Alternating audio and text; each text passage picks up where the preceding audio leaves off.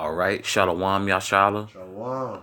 Kal Halal, Yahal Bashim Shah. Shah, Waha Rakah Kodash, Barakathum. Like to give double honors to the apostles and elders, a great millstone who rule well, and salutations to the Akyam who's bringing out this truth and sincerity in four corners of the round earth. I'm Brother Kadar, Zakaria. and we're from the Dallas GMS Man Up Jacob camp, and we just like to get into a lesson about how Esau is gonna be cut off forever, man. He's not gonna enjoy the fruits of the kingdom of heaven, man. First and foremost, he's gonna serve his term of slavery, and then he's gonna get the hell out of here, man. That's right. Through the spirit of how why y'all was shot. Anything like that? Oh, that's a great intro, brother. Can you get that for me, Baba? Khan. Hebrews chapter 12, starting verse 16. Lest there be any fornicator or profane person as Esau, who for one morsel of meat sold his birthright. Yeah. So, there's nobody more profane, more of a profane person than Esau, man.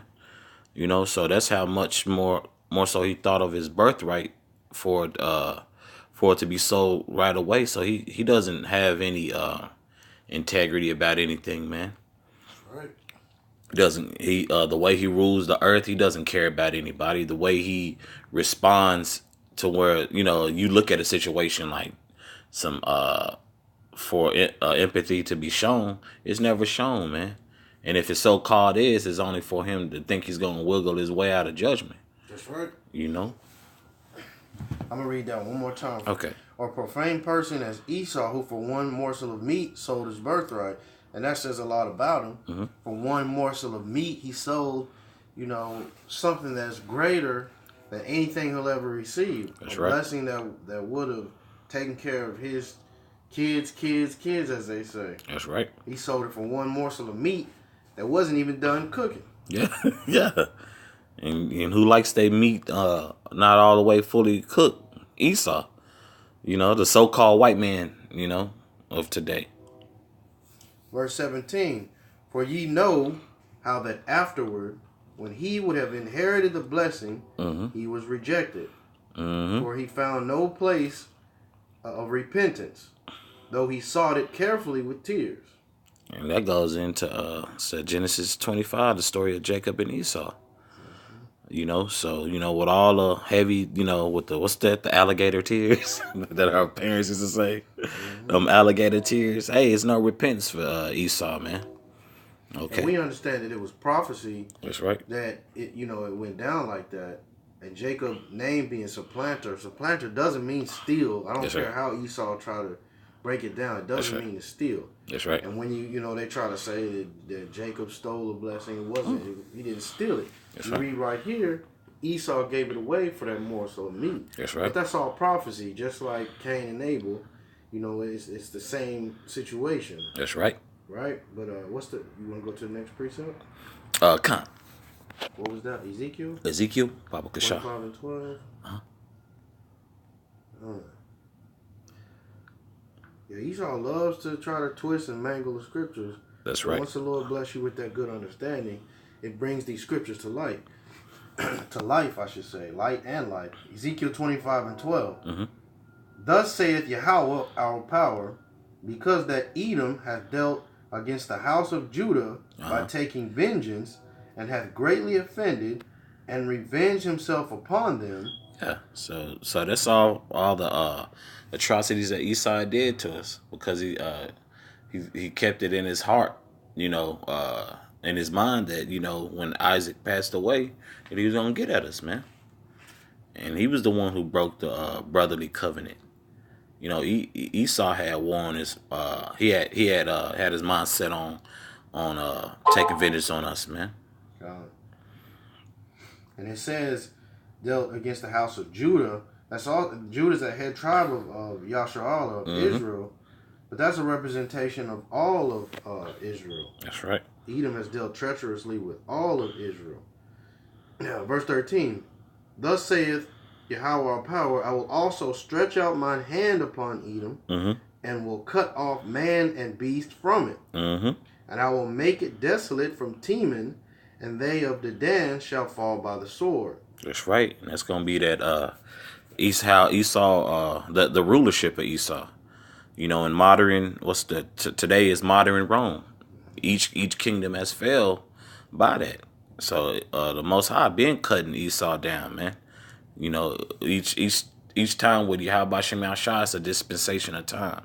You know, and Esau's time is pretty much up, man. You know, There's only a few things left that he has to do, and those that's things right. are in the works. Those things aren't far off ideas that's hard to prove. That's right. For example, the chip, the ICBM missile, and nuclear wars destroying America. Those ideas are being talked about on mainstream media outlets, on the news. You can hear about stuff like that. It's not some underground idea that you can't really prove. That's right. Right? That's right. Baba Kashah, can you read that? And I will make it desolate from team in the king. I'll start at the top on verse 13. Therefore, thus saith Yahweh our power, I will also stretch out mine hand upon Edom, and will cut off man and beast from it. That's right. And I will make it desolate from Teman, and they of Dedan shall fall by the sword. Yep. And what was Esau's blessing? The sword. So you live by the sword, you die by the sword. So the Most High is going to destroy Esau, known as the so-called white man today. But biblically, it goes back to the Edomites, man. That's right. You know, so it's no longer the rulership of America. Okay, no more of that, man. Esau had his opportunity and stunk up the field, man. On the left hand side, you know. And I will lay my vengeance, verse 14, and I will lay my vengeance upon Edom by the hand of my people, Yasher Allah. Mm-hmm. And how's the Lord gonna do that? He's gonna let his people loose, man. He's gonna let the 144,000, the elect governing body, loose, man. Right. And then first and foremost, our big brother Yahweh Shah Mashiach, man, is gonna get major payback, man, on you damn Edomites, man. Okay, for what you've done to the southern kingdom and northern kingdom. Okay. And they shall do in Edom according to mine anger and according to my fury. And they shall know my vengeance, saith Yahweh our power. That's right. So we're not speaking from our hearts, as people like to say. Well, how do you feel? We're going by what Yahweh Shem Shah feels. And that right there doesn't sound like love. Does it sound like love to you, brother? Well, it sounds like a part of love. Yeah, tough love. Right. It doesn't sound like love. It sounds like a whole lot of hate. And see it and see it loosely I can't. Salakia, loosely translating or paraphrasing the water. Being recompense, man. It's a good thing, man. According to the scriptures, man. So we're gonna get that payback, man, for all that Esau has done, and he's doing, man. He's not stopped. That's the thing. He sat there and quote unquote really gave a soulless, lifeless, meaningless quote unquote apology, but he's going harder than ever now. You've done that with the drug trade against Jake, the feminist movement. You were behind that. The impoverished in the impoverished areas of Jake, you're behind that. White flight, all that, man. That's right. All that wickedness. You did your best to cut Jake off. So in return, Yahweh Shem Shah is gonna cut you off forever, man. That's right. You know. You got anything to say? I'm gonna read from the book of Obadiah. Okay, the water. All right, no problem.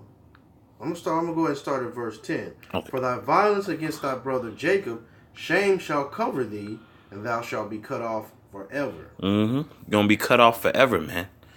You're gonna do your bid for slavery, 1,000 years strong, and then you out of here, man. That's right. In the day that thou stoodest on the other side, in the day that the strangers carried away captive his forces, and foreigners entered into his gates, and cast lots upon Jerusalem, even thou wast one of them. But thou shouldest not have looked on the day of thy brother in the day he became a stranger. Neither shouldest thou have rejoiced over the children of Judah in the day of their destruction. Neither shouldest thou have spoken proudly in the day of distress. Yeah, you being proud as hell, and they've done that until this day.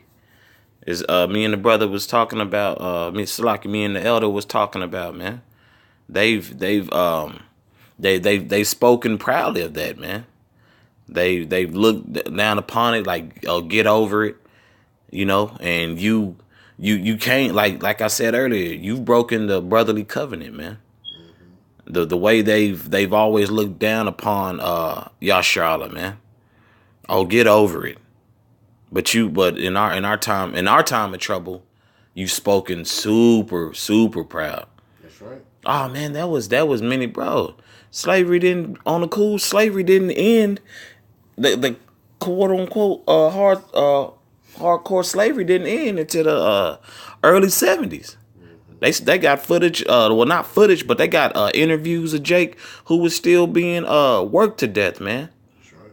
In the late 60s and early 70s, and it's all coming out. You could it was an interview many years ago on ABC Nightline, if I'm not mistaken, and then also Vice just came out with one. Vice be up on it, That's right.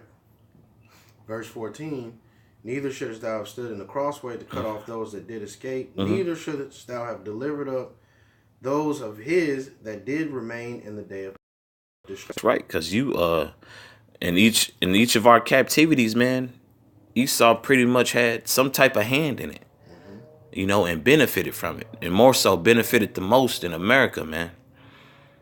And if not that, you'd go to first and foremost, you came over here when the Northern Kingdom was over here and did what you did, and that's historically set in stone, man. So your ass you don't need to be roaming by yourself, man. You don't need to rule. You don't need to do nothing but sit down, man. You need to be ruled, man. That's right. Starting with that head tribe of Amalek. That's right. They need to be taken down.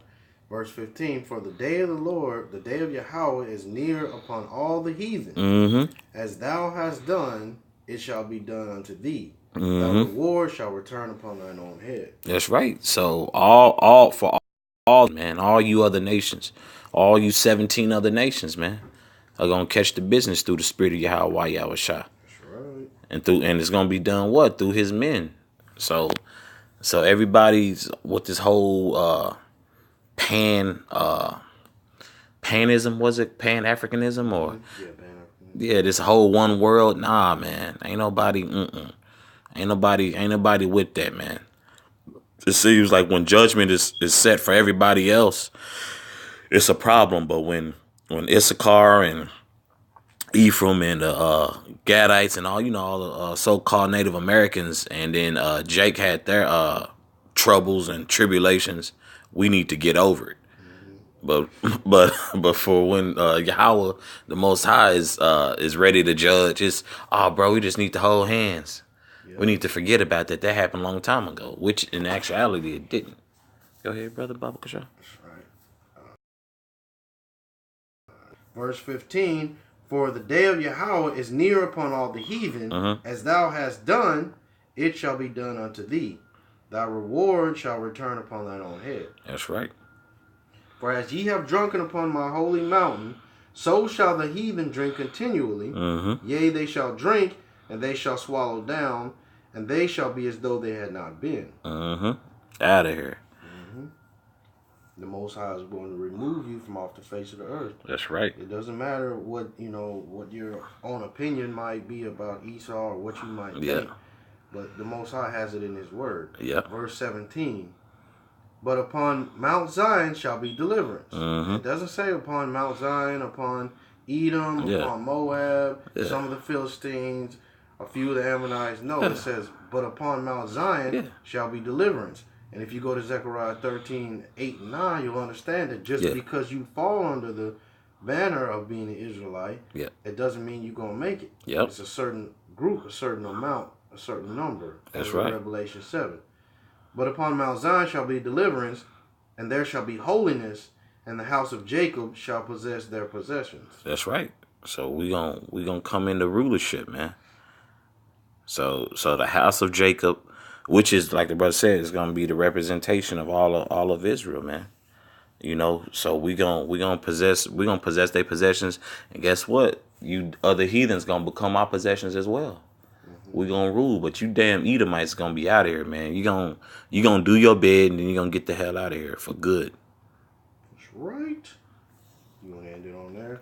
I guess the Verse 18. yeah, verse 18. Bob, And the house of Jacob shall be fire, and the house of Joseph a flame, and the house of Esau for stubble, and they shall kindle in them and devour them. That's right. Go ahead. We're gonna the tribes are gonna destroy y'all ass, man, and rightfully so, man. Because Esau hasn't paid, man. Yeah, all the nations being in captivity, but you haven't got your just due, man, because you still out here running loose. That's right. And that prophecy for you to run through the earth, like you have, is that time is almost up, man. That time is really up, man, and everybody's starting to catch on. Go ahead, Baba Kasha. And there shall not be any remaining of the house of Esau, for Yahweh has spoken it. That's so right. Like I said, I'm going to read one more time. And there shall not be any remaining of the house of Esau, for Yahweh has spoken it. So you can have an opinion that, no, after the 1,000 years, blah, blah, blah, blah, blah. But what does the scriptures say? Yeah. And that's what we going to go by. We're going to go by the scriptures. And verse 17 says, but upon Mount Zion shall be deliverance. That's right. Not everybody, not the Hamites. Yeah. You know, it's for Yasha Allah. That's right. That's 100% correct, brother. 1,000% correct. You have anything else? No, that's it. Yeah, well, with that, we hope that was edifying for the Akyam and Akwat out there. Once again, call halal, Yahweh Bashem Yahweh Shah, Waha Rakah Kwadash Barakatham. Double honors to the apostles and elders. The great millstone rule well.